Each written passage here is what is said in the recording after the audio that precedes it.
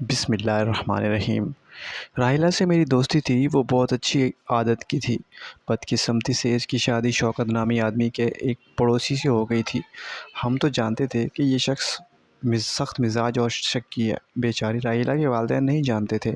اس کے والد منان صاحب کے 4 بیٹے تھے، ان میں راحلہ سب سے بڑی بیٹی تھی۔ ان کے ایک واقف کار نے شوکت کا رشتہ بتایا۔ شوکت کی پہلی بیوی چلی گئی تھی اور اب وہ دوسری شادی کا متمنی تھا۔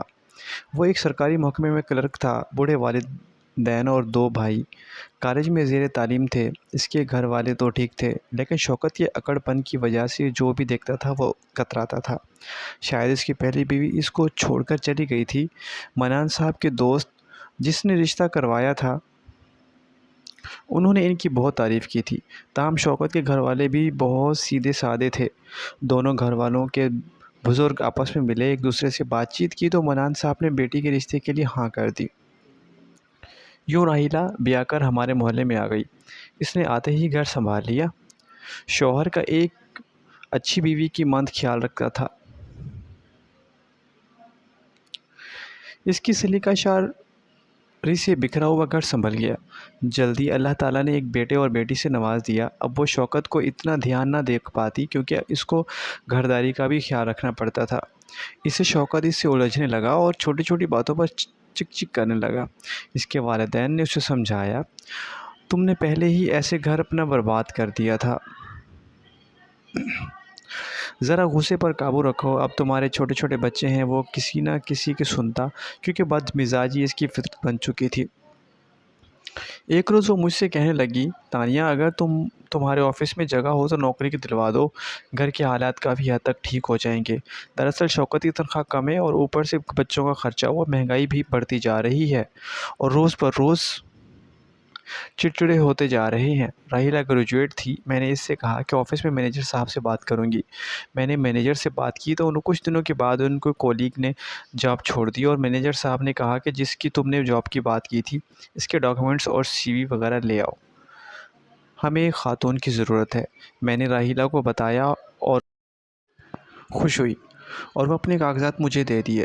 مینیجر صاحب نے 2 روز بعد اس کو بلایا اور انٹرویو کے بعد نوکری کے لیے تقرر کر دیا۔ اب راحلہ پر دوہری ذمہ داری تھی۔ اب وہ آفس کے بعد گھر کی ذمہ داری بھی سنبھال لیتی تھی۔ انہی دنوں تک ایک سیٹ خالی ہوئی اور ایک نیا جونیئر مینیجر سیٹ پر آ گیا جس کا نام شہاب تھا۔ وہ کمپیوٹر کا کام بھی جانتے تھے۔ ان دنوں کمپیوٹر نیا آیا تھا اور ہمارے آفس میں چند ہی لوگ کام کرتے تھے، ان میں شہاب صاحب بھی تھے، اور ان سے کہا گیا کہ ہم خواتین کو بھی کمپیوٹر کا کام سکھائیں۔ لہٰذا ایک دن مجھے اور راحلہ کی رہنمائی کرنے لگے۔ ایک روز باتوں میں معلوم ہوا کہ شہاب صاحب کی شادی نہیں ہوئی ہے۔ راحلہ نے پوچھا، آپ کہاں رہتے ہیں؟ تو انہوں نے کہا کہ میں ایک ہوٹل میں رہتا ہوں، اگر کوئی چھوٹا سا مکان مل جائے تو وہاں چلا جاؤں۔